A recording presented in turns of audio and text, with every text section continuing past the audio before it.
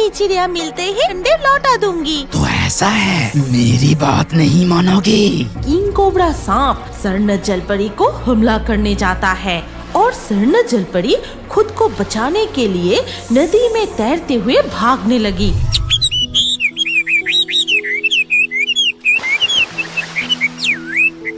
क्या बात है टूनी चिड़िया, आज इतनी मीठी आवाज में गा रही हो?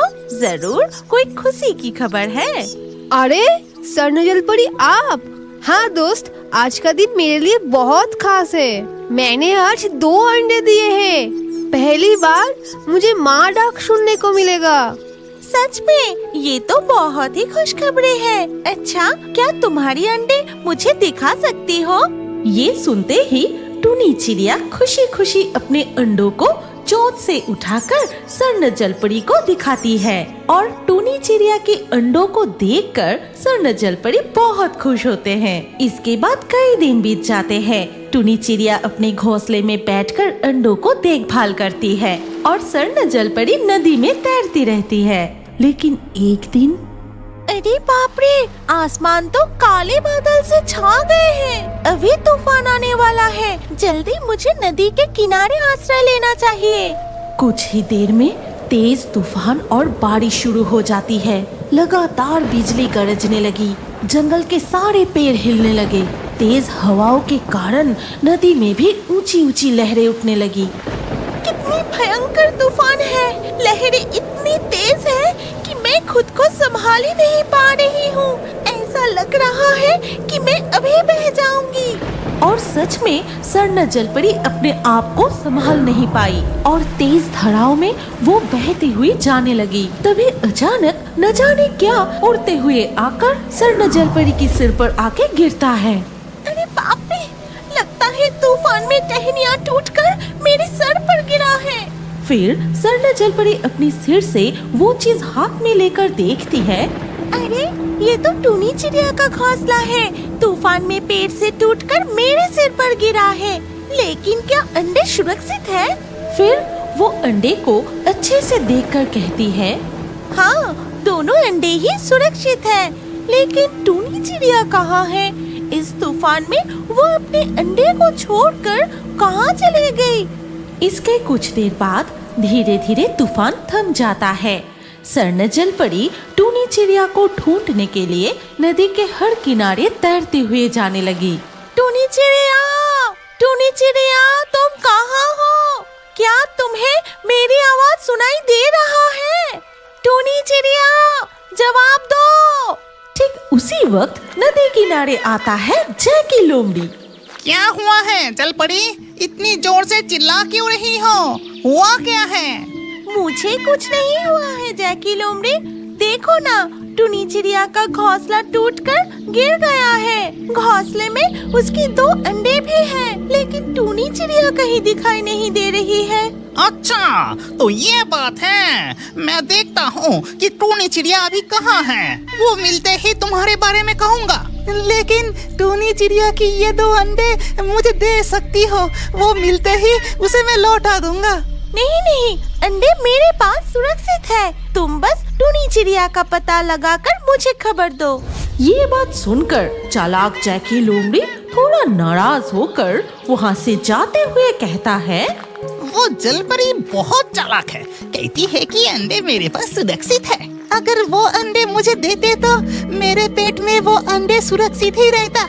ये कहते हुए जैकी लोमड़ी वहाँ से चला जाता है और घूम घूम के अपना खाना ढूंढने लगता है। लेकिन इस तरफ जलपरी के ऊपर और एक मुसीबत आ जाता है। उसके सिर पर चिड़िया के घोंसले में 2 अंडे देखकर किंग कोबरा सांप कहता है, सुनहरी जलपरी, तुम्हारी सिर पर वो किसके घोंसले लेके घूम रही हो? उसमें देख रहा हूँ 2 खूबसूरत अंडे भी है। देखो ना किंग कोबरा, मैं बहुत परेशान हूँ। उस दिन तूफान में टूनी चिड़िया की घोंसला टूटकर गिर गई थी।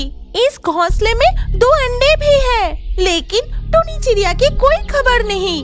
अच्छा, टूनी चिड़िया की कोई पता नहीं चल रही है। कोई बात नहीं, वो 2 अंडे मुझे दे दो। मैं ले जाके मेरी पत्नी को देती हूँ। वो अंडे से बच्चे को जन्म दे देगी। नहीं, इसकी कोई जरूरत नहीं। मैं अंडों का खुद ख्याल रखूंगी। टूनी चिड़िया मिलते ही मैं उसके अंडे लौटा दूंगी। अच्छा तो ऐसा है, मेरी बात नहीं मानोगी? अभी दे दे। ये कहते हुए किंग कोबरा सांप स्वर्ण जलपरी को हमला करने जाता है और स्वर्ण जलपरी खुद को बचाने के लिए नदी में तैरते हुए भागने लगी। फिर बहुत दूर जाने के बाद स्वर्ण जलपरी नदी किनारे एक झाड़ियों के पीछे छुपकर मन ही मन सोचने लगा कि नहीं, मैं इस तरह से किंग कोबरा से बच नहीं पाऊंगी। मुझे दूसरे कोई रास्ता देखनी ही होगी। ये सोचते ही स्वर्ण जलपरी प्रकृति देवी को शरण करती है और साथ ही साथ प्रकृति देवी वहाँ प्रकट होती है। क्या हुआ स्वर्ण जलपरी, इस वक्त मुझे बुलाया? बताओ मुझे। हे प्रकृति देवी, मैं असहाय होकर आपको याद किया।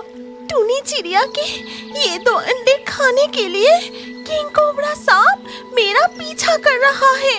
इसके बाद स्वर्ण जलपरी प्रकृति देवी को पूरी घटना बताती है और सब कुछ सुन के प्रकृति देवी ने बोली, ठीक है, तुम चिंता मत करो, उस किंग कोबरा को मैं अभी सबक सिखाती हूँ। इसके बाद किंग कोबरा सांप उनके सामने आते ही प्रकृति देवी अपनी जादुई छड़ी से किंग कोबरा सांप को सबक सिखाते हैं। अरे बाप रे, प्रकृति देवी कहाँ से आ गई? जोर का झटका आगे जोरों से लगा। इसके बाद किंग कोबरा डर के मारे वहाँ से भाग जाता है। अब तुम्हें चिंता करने की कोई जरूरत नहीं, अब मैं चलती हूँ। जरूरत पड़े तो मुझे फिर से याद करना। ये कहकर प्रकृति देवी वहाँ से अदृश्य हो जाती है। स्वर्ण जलपरी देखती है कि पास ही नदी का घाट है और वो अपनी जादुई मोती की मदद से रूप बदलकर स्थल भाग पर आ जाती है। पता नहीं ये बात पहले मेरे दिमाग में क्यों नहीं आई। अब मैं खुद जंगल में जाकर टूनी चिड़िया को ढूंढूंगी। इसके बाद वो टूनी चिड़िया का घोंसला हाथ में लेकर जंगल में टूनी चिड़िया को इधर उधर ढूंढने लगती है। तभी वो अपने सामने एक खरगोश देखती है। खरगोश, ओ खरगोश, जरा रुक तो जाओ। तुम कौन हो? मैं तो तुम्हें नहीं पहचाना। मैं स्वर्ण जलपरी हूँ, रूप बदल के स्थल भाग में आई हूँ टूनी चिड़िया को ढूंढने के लिए। क्या तुमने उसे कहीं देखा है? हाँ देखा है, वो तो उस तरफ एक पेड़ के नीचे पड़ी है। वो जंगल में खाना ढूंढने गई थी, लेकिन तेज तूफान में घायल हो गई। ये सुनते ही स्वर्ण जलपरी तेजी से उस तरफ जाने लगी और वहाँ पहुँचकर देखा, ये रहा, मिल गया। टूनी चिड़िया, तुम्हारे अंडे मैं नहीं खा सका, जलपरी ने मुझे नहीं दिया, लेकिन तुम अभी मेरे बिल्कुल सामने हो। ये कहकर जैकी लोमड़ी टूनी चिड़िया की तरफ उछल के उसे खाने जाता है और ठीक उसी वक्त स्वर्ण जलपरी जमीन से एक सूखी लकड़ी उठाए लोमड़ी से कहती है, रुक जाओ जैकी लोमड़ी, उस दिन तुमने टूनी चिड़िया के अंडे को खाने की कोशिश की थी, लेकिन नाकाम रहे और अब तुम टूनी चिड़िया को ही खाने जा रहे हो। अभी मजा चखाती हूँ। ये कहते ही स्वर्ण जलपरी जैकी लोमड़ी की खूब पिटाई करती है। ये कौन है रे? कहाँ से आ गया? बचाओ! आज तुम्हें मेरे हाथ से कोई नहीं बचा सकता। अगर खुद को बचाना चाहते हो तो अभी यहाँ से भाग जाओ। फिर जैकी लोमड़ी डर कर वहाँ से भाग जाता है। इसके बाद स्वर्ण जलपरी टूनी चिड़िया के पास जाती है। स्वर्ण जलपरी, मैं तुम्हें पहचान गई। मेरी जान बचाने के लिए तुम्हें बहुत बहुत धन्यवाद। लेकिन मुझे लगता है कि मेरे अंडे सुरक्षित नहीं है। किसने कहा टूनी चिड़िया कि तुम्हारे अंडे सुरक्षित नहीं है? ये देखो, तुम्हारी 2 अंडे मेरे पास है और बिल्कुल सुरक्षित है।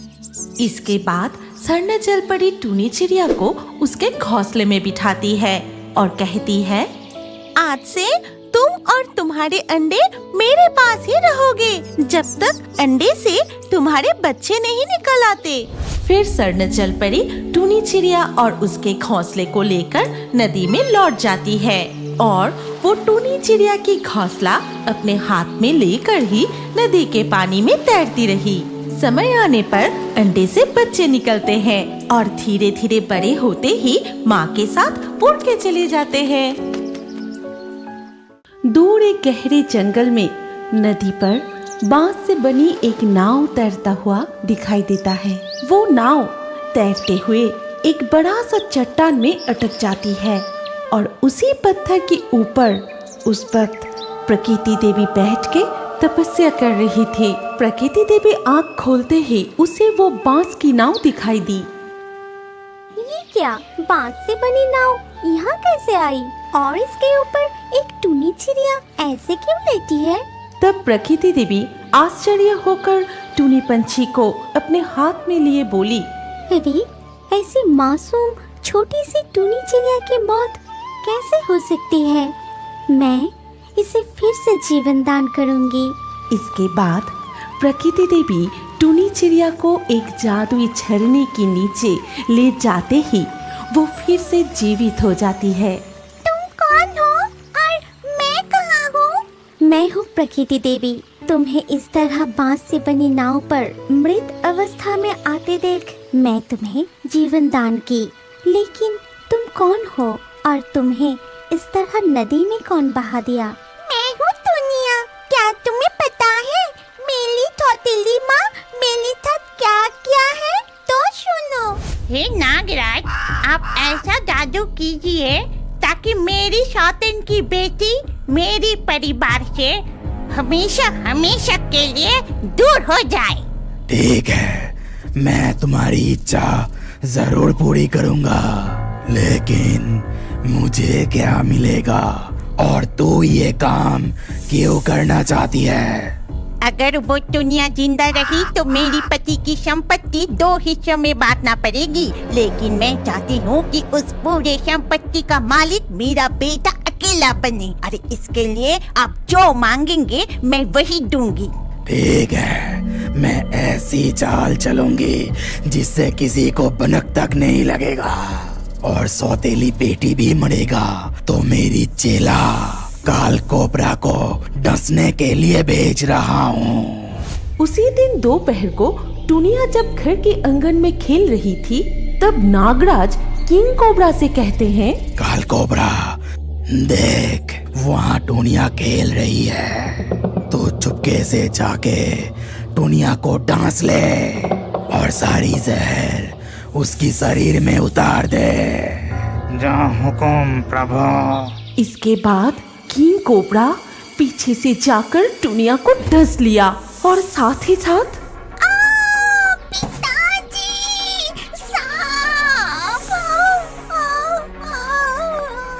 डसने के बाद ही किंग कोबरा तुरंत वहाँ से भाग गया। तब टुनिया की चीख सुनकर उसके पिता टुन्ना वहाँ आता है। क्या हुआ बेटी टूनिया, तू इस तरह छटपटा क्यों रही है? टुनिया छटपटाते हुए मर गई। तब उसकी सौतेली माँ कौआ वहाँ पर आती है। अरे ये क्या हो गया? दुनिया को तो काल कोबरा ने काट लिया, लगता है मर गई है। नहीं, ये नहीं हो सकता, हमारे टूनिया को बचाना ही पड़ेगा। मैंने सुना है गहरे जंगल के एक गुफा में नागराज रहते हैं, वो हमारी टूनिया को जरूर बचा लेगा। हाँ, उन्हें मैं जानती हूँ, वो बहुत ही अच्छा है। वहाँ जाएंगे तो वो जरूर मदद करेंगे।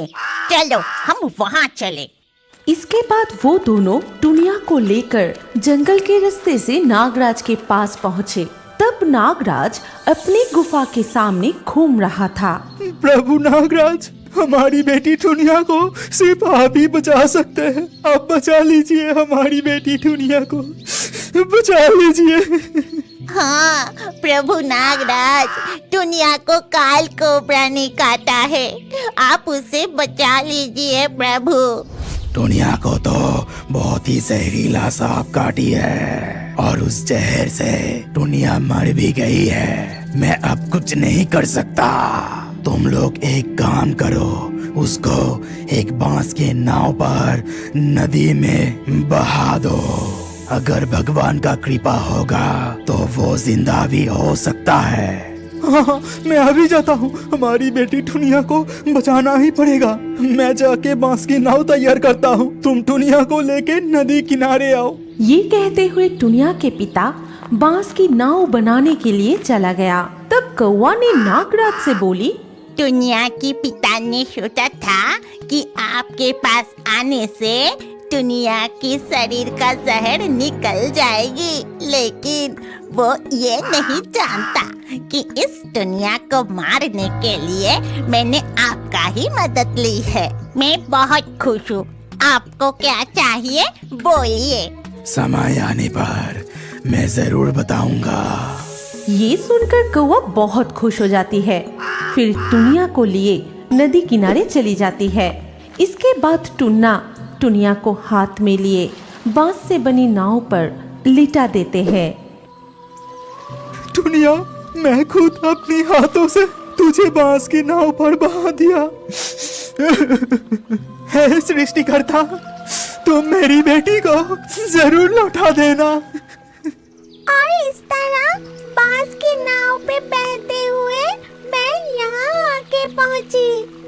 तुम्हारे साथ बहुत अन्याय हुआ है और इसकी सजा उन दोनों को जरूर मिलेगी और तुम तुम्हारे पिताजी के पास फिर से लौट जाओगे। फिर नागराज उस कौवा के पास आके कहता है, कौवा, कौवा, घर पर हो क्या?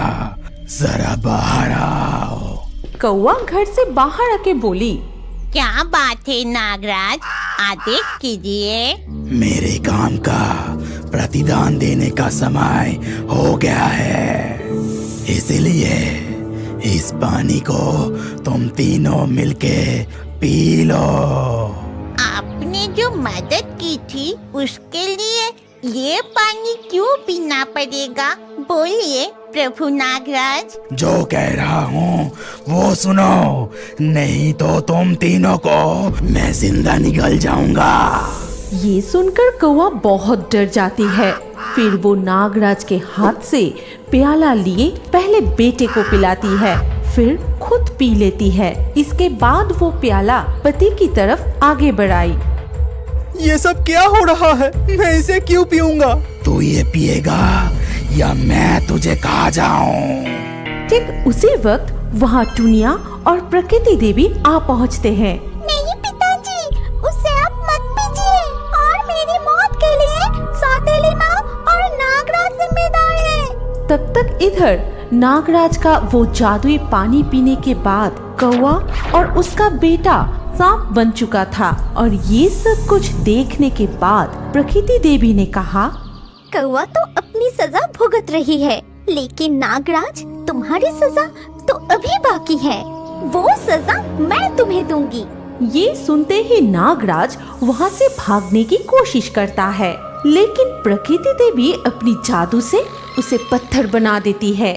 टुनिया, आज से तुम निश्चिंत होकर अपने पिता के साथ इस घर में ही रहोगी और मैं नागराज को पत्थर बना के उसकी गुफा में ही हमेशा के लिए बंदी बना के रखूंगी। इसके बाद प्रकृति देवी उस पत्थर बनी नागराज को उसकी गुफा में ही बंदी बना कर रख दी और वो खुद फिर से उस झरने के पास अपनी राज्य में लौट गई।